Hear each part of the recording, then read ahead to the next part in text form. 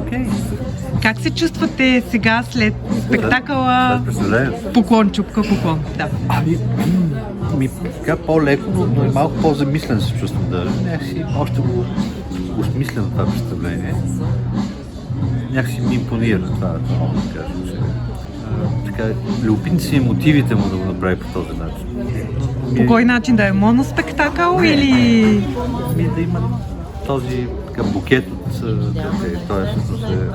този път на самоосъзнаване, как го наречем, самооткриване, точно тези моменти, които са в представлението, ще се чукате, това е нещо движение, което те накланя в различни посоки. Тоест може и напред, може и назад. Да. Гъвкавост. Гъвкавост, пластичност, някаква. Но да, може да се гледа още веднъж, даже може би още два пъти.